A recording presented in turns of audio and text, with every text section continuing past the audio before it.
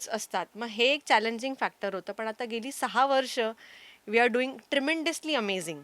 म्हणजे लोकांना आता अक्षा ब्रँड इतका ओळखीचा झालाय.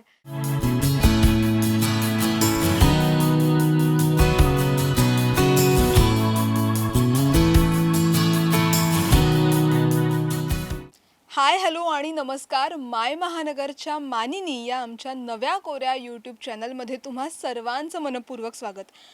मंडळी, मानिनी म्हणजेच एखादी स्त्री एखाद्या कुटुंबाला आणि नंतर समाजाला कणखर बनवणारी स्त्री. आणि आज मानिनी या आमच्या नवीन कोऱ्या चॅनलमधनं आम्ही तुम्हाला समाजातल्या अशाच काही मानिनींबद्दल माहिती सांगणार आहोत किंवा त्यांच्या संघर्षाबद्दल तुम्हाला सांगणार आहोत की ज्यांनी घर स्वतःला सांभाळून स्वतःचं करिअर घडवलं. अशा काही मानिनींची आम्ही तुम्हाला आमच्या चॅनलच्या माध्यमातून ओळख करून देणार आहोत. मंडळी, कपडे किंवा फॅशन म्हटलं की तो प्रत्येक महिलेचा, प्रत्येक मुलीचा आवडता विषय असतो. प्रत्येक फंक्शन किंवा अगदी रोज ऑफिसला जरी जायचं असलं तरी कोणते कपडे घालावेत हा प्रश्न आपल्यापैकी प्रत्येक महिलेला नेहमीच पडत असतो. आणि याच प्रश्नाचं उत्तर आपली एक मैत्रीण आपल्यासाठी घेऊन आलेली आहे. आपली जी आज आपल्यासोबत जी आपली मैत्रीण आहे ती खूप इंटरेस्टिंग आहे. आणि आपण माझ्या मागे बघत असाल की हे जे सगळे कपडे आहेत किंवा हे जे छान बुटीक आहे ते इतकं सुंदर बुटीक आहे ते आपल्या मैत्रिणीचं आहे. आणि ती याच बुटीकमध्ये तुमच्यासाठी ट्रेडिशनल किंवा फॉर्मल जे वेअर्स आहेत त्याचे वेगवेगळे ऑप्शन्स हे तुमच्यासाठी घेऊन आलेली आहे. तर मंडळी, आज आपल्यासोबत अक्ष या ब्रँडच्या ओनर रुपाली आपल्यासोबत आहेत आणि त्या आपल्याला वेगवेगळ्या फॅशनबद्दल किंवा कपड्यांबद्दल आपल्याला सांगणार आहेत. हाय. माय महानगरच्या मानिनीमध्ये तुमचं खूप खूप स्वागत. Thank you so much. थँक्यू. अ, हे आपण जे कपडे आपण बघतोय इतके कलरफुल आणि ग्रेसफुल आहेत. सो ही कन्सेप्ट कशी सुचली तुम्हाला की आपण स्वतःचं एक ब्रँड तयार करावा? बेसिकली आपण कुठल्याही बिझनेसमॅनला बघतो याचं मोटिवेशन आपला पण काहीतरी ब्रँड असायला हवा एक सेल्फ आयडेंटिटी असावी. आणि खरं तर इफ यू आस्क मी, माझं शिक्षण I have done MBA in marketing. त्याच्यानंतर जॉब केला आणि we have seen lot of brands in the market जे फ्लरिश होतात आणि त्याचं स्वतःचं एक एस्टॅब्लिशमेंट होतं मार्केटमध्ये की काहीतरी युनिक केलं तर यू विल गेट, असा तो एक शब्द असतो. म्हणजे when I was doing my MBA the famous, म्हणजे चार लोक म्हणतात ना, चार लोकांनी तुला ओळखलं पाहिजे किंवा एक समाजामध्ये how you will do something different in the market. मग काय करायचं, सो कसा, कुठला बिझनेस, काय, food or clothing, there are various options are available आता सध्या यंगस्टर्ससाठी. So it was very challenging, कारण फॅशन जी अशी गोष्ट आहे लेडीजची, ती नेहमी अपडेट होत असते. बिकॉज तुम्ही म्हणालात की सीझनप्रमाणे गोष्टी चेंज होत असतात. लाईक फ्लोरल म्हटलं तर समरमध्ये, विंटरमध्ये full sleeves, hoodie, there are many n number of fashion base clothes असतात. मग हे एक चॅलेंजिंग फॅक्टर होतं. पण आता गेली 6 वर्ष we are doing tremendously amazing. म्हणजे लोकांना आता अक्षा ब्रँड इतका ओळखीचा झाला आहे. आणि थरली आता आम्हाला कळतंय की काय पाहिजे, कसं पाहिजे, इतकं लोकांपर्यंत म्हणजे कळतंय की it's very easy to handle नाव. बट नेहमी अपडेटेड राहायला हवं. That is a more challenging part. Just because आता कुठलाही सीझन आला, इफ यू आस्क मी, काय गणपती येतात त्यात किंवा नवरात्री, मग त्याप्रमाणे कस्टमरला काय द्यायचं, काय ट्विस्ट करून कुठली गोष्ट समोर आणायची, it's again a challenging. Exactly. खरं तर कुठलीही गोष्ट करणं हे खूप सोपं नसतं, ते कठीण असतं. पण जर का एखाद्या महिलेने ते ठरवलं तर ती नक्कीच करू शकते. तर तुम्ही जी सुरुवात केलीत की तुम्हाला स्वतःचं नवीन एस्टॅब्लिश सगळ्या गोष्टी करायच्या होत्या, तुम्हाला स्वतःला सिद्ध करायचं होतं. सो या सगळ्याची सुरुवातच आणि तुम्ही तुमचं घर किंवा तुम्ही स्वतःची जी आयडेंटिटी क्रिएट केली आहे, तर मग ह्या सगळ्या गोष्टी तुम्ही मॅनेज कशा केल्या? We have started in 2016, right. म्हणजे जवळजवळ आता 6 वर्ष होतील. आणि सुरुवातच अशी झाली की आम्ही वेस्टर्नपासून चालू केलं. मग एकदा टेस्ट कळली मार्केटमध्ये लोकांना काय आवडतं, काय नाही आवडत, लेडीजचा पल्स कळला गेला. आणि आत्ताच्या मार्केटमध्ये सध्याला तुम्हाला विचारशील, you have to be very updated. म्हणजे जे ट्रेंडिंगमध्ये आहे तेच करा. जर तुम्ही तसं सर्वाईव्ह नाही करू शकला तर it is very very difficult. आणि इफ यू आस्क मी, मला 2 मुलं आहेत, एक मुलगा आणि एक मुलगी. माझा मुलगा आत्ता 10 महिन्याचा आहे. So I am managing with 2 kids आणि माझ्या नवऱ्याचा खूप खूप मोठा पाठिंबा आहे मला, because he always supported me to do this. नाही कर, तू करते ना, सो काहीतरी वेगळं करते. लोकांनी म्हणजे चॅलेंजिंग महिलेचं म्हणालीस, मानिनी म्हणून महिलेला म्हणतात. सो महिला is always known for the super power, super power, super woman म्हटलं जातं. आता नवरात्री येते, so we are always known for we are Adishakti. सो तुम्ही ठरवलं एकदा, if you decided in your mind ना, यू कॅन डू एनिथिंग. म्हणजे त्याला त्याला अंतच नाही आहे. तुला माहिती आहे आपल्याला करायचं ते कसंही करू शकतं. ती जिद्द आणि ती चिकाटी लागतेच खरं तर. कारण मला माहिती आहे, आता रात्री झोपताना पण आय कीप इन माइंड की उद्या काय करायचं आहे. सो व्हिडिओज काढणं, रील्स अपडेट करणं, लॉट ऑफ थिंग्स. सोशल मीडियावरती तुम्ही किती ॲक्टिव्ह आहात.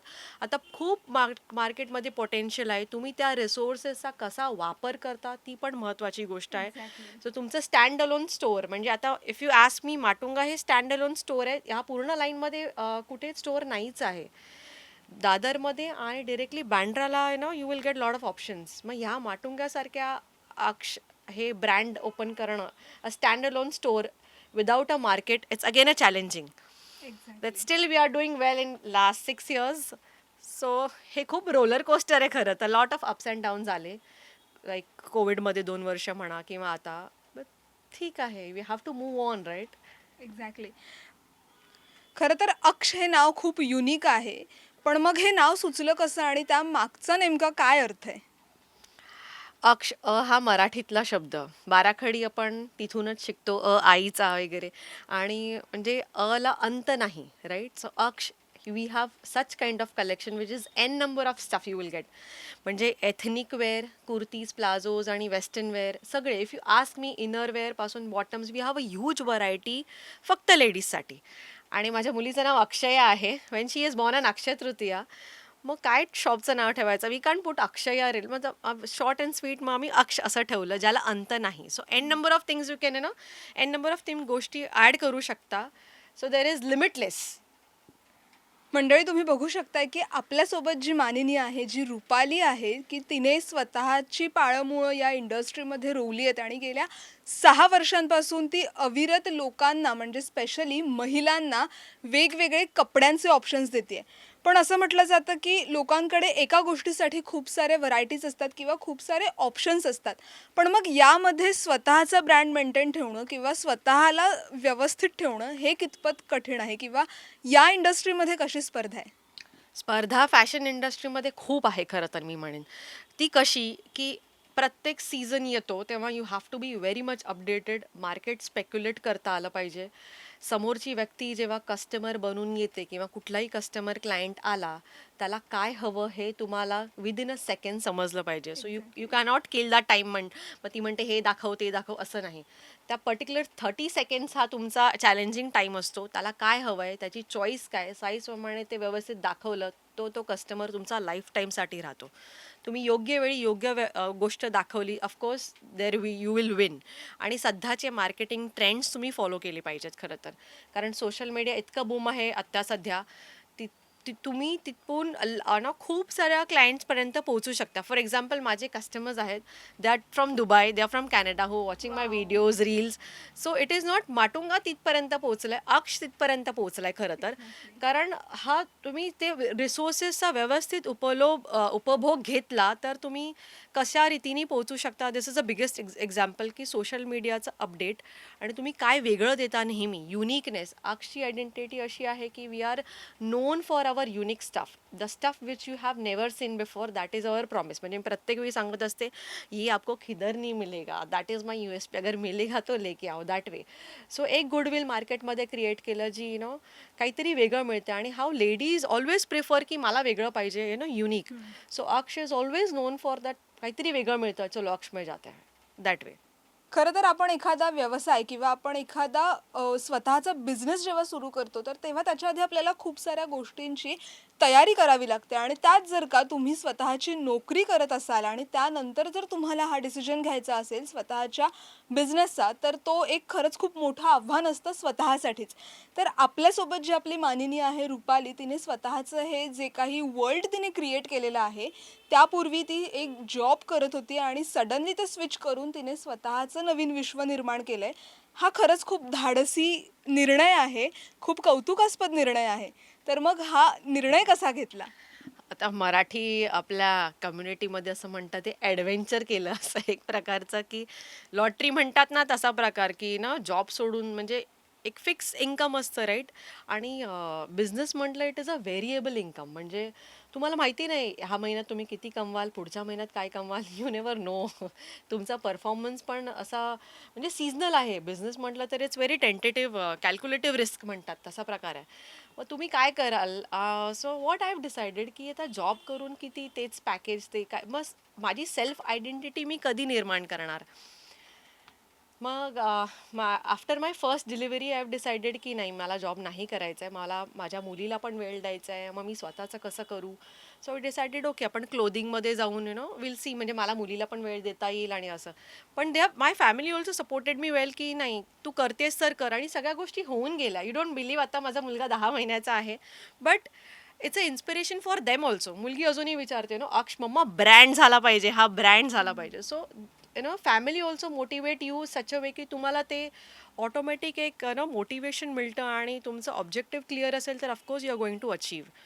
कारण मला ती गोष्ट पाहिजे, लाईक वॉन्ट आणि नीड मधला फरक आहे ना, जी गरज आहे आणि मला पाहिजे, तर त्याच्यातला फरक जर तुम्ही खरंच मॅच केला ना, you will going to win the world. आणि मला असं वाटतं खरंच नाही म्हणजे आपल्या मुलांसाठी नाही, पण स्वतःचं जे विश्व निर्माण करायचं आहे, लोकांनी ओळखलं पाहिजे स्वतःच्या ब्रँडला, ते कशा प्रकारे, त्याच्यासाठी ती जिद्द, जी चिकाटी किंवा जी मेहनत लागायची ती सगळी करायची. आणि no one is going to stop you, कारण खरंच तेव्हा तुम्ही ओळखले जाणार किंवा तुमचा ब्रँड त्या लेवलला पोहोचेल. एक्झॅक्टली. रुपालीने ही जी गोष्ट सांगितली आहे ती खरंच सगळ्याच महिलांनी लक्षात ठेवण्यासारखी आहे. कारण जेव्हा आपण स्वतःची आयडेंटिटी क्रिएट करतो, तेव्हा आपण स्वतःला सिद्ध करत असतो आणि त्याबरोबर आपण आपल्यासोबत आपलं कुटुंब आणि आपला समाज या दोघांनाही कणखर आणि सक्षम बनवत असतो. खरं तर खूपदा असं म्हटलं जातं, की महिलांना बिझनेसमधलं काय कळतं किंवा महिला काय बिझनेस करू शकणार आहेत. तर त्यांच्यासाठी रुपाली ही खूप एक बेस्ट एक्झाम्पल आहे. तर याबद्दल तू काय सांगशील? पण आता वुमन एम्पॉवर्ड कंट्री आहे आपली, मी म्हणू शकेन. कारण महिला उद्योजिका आपल्या इंडियामध्ये एवढ्या वाढल्या आहेत कम्पेरेटिव्हली, पण इन्स्पिरेशन्स पण बरेच आले. इंदिरा नुई घे किंवा म्हणजे देर are many female who have reach that level basically. मग ते कसं कन्सिस्टन्सी, म्हणजे तुम्ही एखादं डिसाईड केले की तुम्हाला तुमचे कुठल्याही इंडस्ट्रीमध्ये असाल, fashion industry, food industry or a media industry, तुमचं ऑब्जेक्टिव्ह क्लिअर असेल आणि ती तुम्ही कन्सिस्टन्सी ठेवली, जर ते तुम्ही प्रयत्न सातत्याने केले, पण ते सेम प्रयत्न नाही करायचे, ते वेगवेगळ्या तऱ्हेने केले, तर तुम्ही कुठेतरी सक्सेस व्हाल. पण ती जिद्द आणि चिकाटी हवी त्याच्या. म्हणून म्हणतात ना, कन्सिस्टन्सी आणि तुमचा ऑब्जेक्टिव्ह क्लिअर पाहिजे, पण काहीतरी वेगळं करा. सेम सेम करत राहिलं तर you will not get that result. जर तुम्हाला रिझल्ट ओरिएंटेड बिझनेस करायचा असेल तर काहीतरी वेगळं ट्विस्ट करून तुम्ही तुमच्या ऑब्जेक्टिव्हला इझिली पोहोचू शकाल. पण त्याला जिद्द लागते आणि मेहनतही खूप लागते. एक्झॅक्टली. जाता जाता शेवटचा एक प्रश्न असा विचारायचा आहे, की ज्या काही नवीन महिला आहेत, ज्यांना स्वतःचं नवीन ब्रँड तयार करायचं आहे किंवा स्वतःची ओळख निर्माण करायची आहे, तर त्यांना तू काय सल्ला देशील? बिझनेस छोटा किंवा मोठा नसतो. आपण कुठे घाबरतो, की कॅपिटल म्हणजे सुरुवातीचं जे भांडवल असतं ते कसं क्रिएट करायचं, तिथे आपण थोडं घाबरतो. पण तुम्हाला एकदा कळलं की मला उडी मारायची आहे तिथे. मंडळी, खूपदा असं असतं, की प्रत्येक महिलेला स्वतःची एक आयडेंटिटी निर्माण करायची असते, स्वतःचं एक विश्व निर्माण करायचं असतं. पण नेमकी सुरुवात कुठून करायची आणि कशी करायची, यातच बिचारी ती गुरफटून जाते. मग त्या व्यक्तींना किंवा त्या महिलांना तू काय सल्ला देशील? बिझनेस जेव्हा सुरुवात करायचा असतो तेव्हा आपल्याला पहिलं फंडिंग कॅपिटल भांडवल कसा भांडवल कसा तयार करायचा, दॅट्स अ मेन ऑब्जेक्टिव्ह. पण एकदा तुम्ही त्याच्यात उडी मारली आणि मग सगळ्या गोष्टी, त्या रिसोर्सेस ऑटोमॅटिक क्रिएट होतात. बट तुम्हाला ते आतून आलं पाहिजे, यार मला करायचं आहे. आणि मग ते, कारण माझ्या वेळी तसंच झालं, की फॅशन इंडस्ट्री करायची, इंडस्ट्रीमध्ये एथनिक वेअर करायचं आहे. हळूहळू गोष्टी करत गेली मी. सुरुवात माझी वेस्टर्न वेअरमधून झाली, म्हणजे वेस्टर्न क्लोथ आधी. मग बॉटम लॉन्च केले, मग कुर्तीज, प्लाझो, म्हणजे हळूहळू ती प्रोडक्ट लाईन वाढत गेली. सो एकदमच सगळ्या गोष्टी होत नाही खरं तर. पण तुम्ही सुरुवात करा.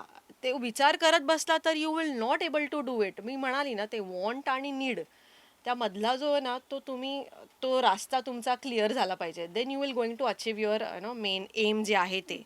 आणि महिलेचं म्हणशील तर वी ऑल्सो हेल्प देम. कशा प्रकारे की एक्झिबिशन्स होत असतात आपल्या मुंबईमध्ये, महाराष्ट्रामध्ये, तर आमचे कपडे आम्ही पण त्यांना सेल करायला देतो ना. तुम्ही जाऊन ते सेल करा. सो एक त्यांना पण एक कॅपिटल इन्कम होतं तसा प्रकार. पण तुमचं जे आयडिया असेल ना, तुम्ही ते एक्झिक्यूट करायला शिका. आणि हे सगळं चूल मूल हे सगळं होणारच आहे. ते ते एंडलेस आहे ते खरं तर. त्याला काही एंडच नाही You आहे. have to create your पण own स्वतःचं पर्सनल ऑब्जेक्टिव्ह क्लिअर असेल तर ऑफकोर्स तुम्ही पुढे जाऊ शकाल. विचार नाही करायचा. आज विचार करायचा आणि उद्या कामाला लागायचं.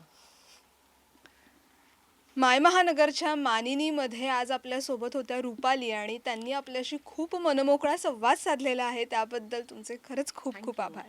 Thank you so much. थँक्यू. मंडळी, माय महानगरच्या मानिनी या यूट्यूब चॅनलच्या माध्यमातून आम्ही तुमच्यापर्यंत समाजातल्या प्रत्येक अशा कणखर मानिनींबद्दल तुम्हाला सांगणारच आहोत. त्या मानिनींबद्दल त्यांचा प्रवास, त्यांचा आत्तापर्यंतची जी काही जर्नी आहे ती आम्ही तुमच्यापर्यंत पोहोचवतच राहणार आहोत. आमचा व्हिडिओ तुम्हाला आवडला असेल आणि आमचे पुढचे व्हिडिओ बघण्यासाठी माय महानगर मानिनी आणि माय महानगर लाईव्ह या आमच्या यूट्यूब चॅनलला नक्की सबस्क्राईब करा. धन्यवाद.